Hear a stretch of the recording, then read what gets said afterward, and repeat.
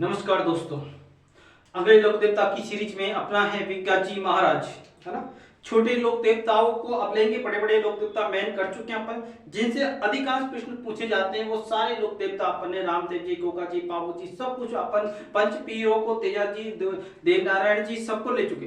अब अपने छोटे छोटे मलिनाथ जी, तलीनाथ जी तक अपन ले चुके हैं। वो छोटे छोटे लोक देवताओं को कुछ हैं जिनको अपन करेंगे और उसके साथ में अपनी लोक देवता की सीरीज समाप्त हो जाएगी। तो इसमें अपने विज्ञाजी, क्योंकि आजकल एक ट्रेंड है कि बड़े के साथ में कहीं कहीं छोटे देवताओं के बारे में पूछ ले जाता है, तो हमने अक्सर पढ़े नहीं होते हैं तो हमें पता नहीं होता, तो इसलिए हम वहां से नहीं कर पाते। तो मैं आपको सबको 360 यानी करीबन सबको लेकर के चलूंगा, है ना। मैं फर्स्ट ग्रेड के हिसाब से लेकर के, यानी सब कुछ जितना आपको जरूरत है उतना आप ले लीजिए और जितना जरूरत नहीं उतना आप छोड़ सकते हैं। नोट्स बनाइए, लिखिए, बार बार वीडियो को देखिए जिससे कि आपके ये बार बार स्मृति में आए। ठीक है, तो अपन चलते हैं विज्ञा जी, और साथ में चैनल को सब्सक्राइब जरूर करिए ना। सब्सक्राइब का कोई पैसा नहीं लगता, तो कृपया करके सब्सक्राइब तो आप कर लीजिए, है ना। चलिए आगे वीर विज्ञा जी की बात करते हैं।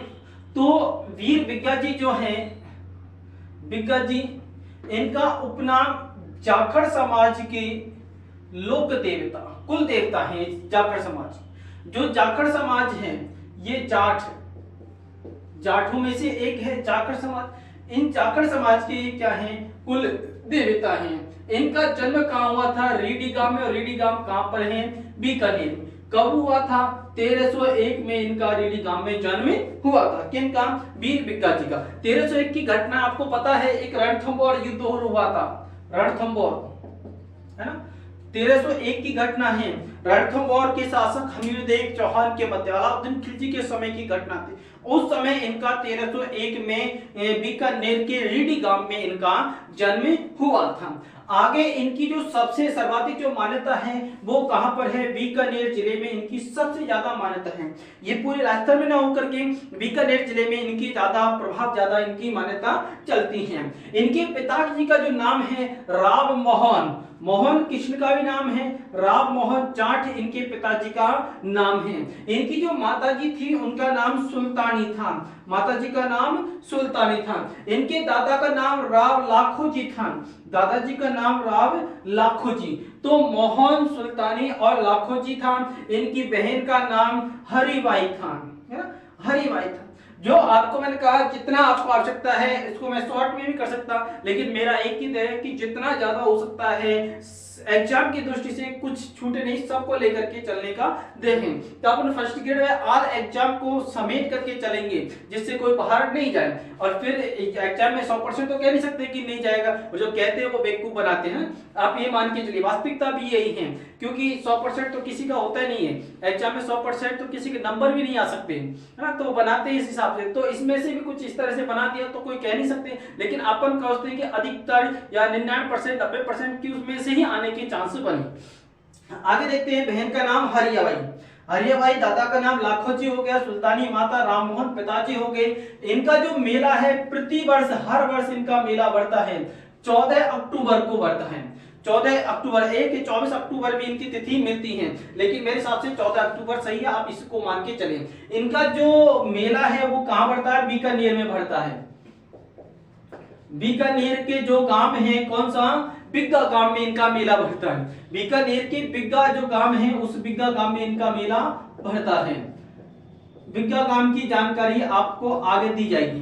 बिग्गा गांव में इनका मेला बढ़ता है। इन्होंने अपना जीवन में गौ सेवा में व्यतीत किया। इन्होंने जो अपना ज्यादातर जो जीवन है, समय है, वो गाय की सेवा में व्यतीत किया, और गाय की सेवा करते हुए ये वीर गति को प्राप्त हुए थे।